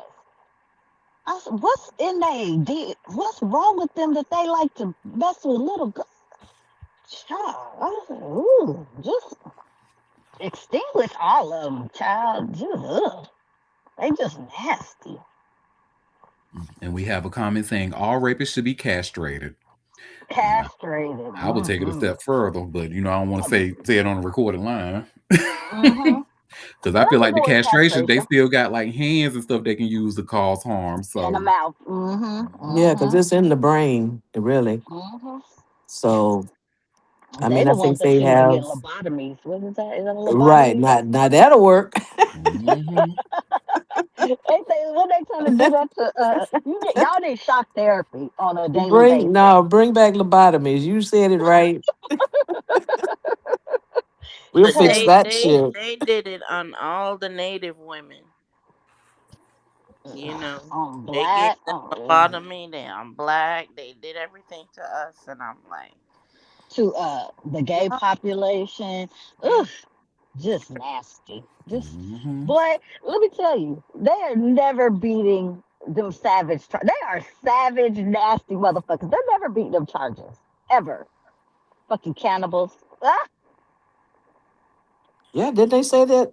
I mean, I think I saw a tweet with a video about a girl who disappeared and say they were actually eating people and doing all kinds of stuff. I mean, I think really the tip of the iceberg really has been touched. There's so much more to this story, I'm look, Mhm. which is and why not, they. and we know it's not all white people. It's not all, but No, it's not. it's a no, hefty majority. You men out there, woo, Especially wee, the wealthy ones. They seem to be the biggest freaks on the planet. honey. they're Look, did you wait? Was it me and you that watched the documentary on the Arm and Hammer Arm and Hammer? Yeah, yeah. Army Oh, I Hammer. didn't Child, see Yeah. that. child, them people's fucked up. They be generationally fucked. in What, their that head, honey. Peacock? And be having money and be fucked up. What Go, streaming wasn't channel that on Paramount? It was on Paramount, I think. No, I, do I never had No, Paramount. no, what was it? Netflix? It was it? maybe Netflix. You have to look it up. I don't remember. It's Har- the Arm and Hammer family documentary, and it came out, I guess, after the grandson Army Hammer, the actor, got in trouble for some shit. Oh, that fool. Mm. Yeah, You he know, he T is. always said she never liked him. She Well, said he was giving creepiness so bad. he is, and it's a long lineage of creepy, a long lineage. It should be generations of fucking nastiness. Mm, mm, mm, mm. They Auntie, always want to talk quit about us. making Moon upset. I'm fine. It's just so funny that they always want to blame us, and it really be them. It's them. It's them. Mm-hmm. Oh, you should get shit on merit. They talk about DEI. Y'all are the biggest DEI. We got a whole administration full of diversity hires that do not qualify. All the shit that they claim, because that's how they do it. They always putting a unqualified ass child or in-law or whoever else in some jobs that they don't even qualify for. And then they mad because we outperform them in every aspect, overeducated, more athletic, and they mad. I'm sorry, y'all the weakest link. I'm sorry. Mm-hmm. Bigger dinglings. Ooh, let me stop. Chill gonna get you. Chill is gonna get you. You better stop. I just had to remind y'all where y'all was at. Let me. You gonna get a whooping. You gonna get a whooping. Ooh, you promise?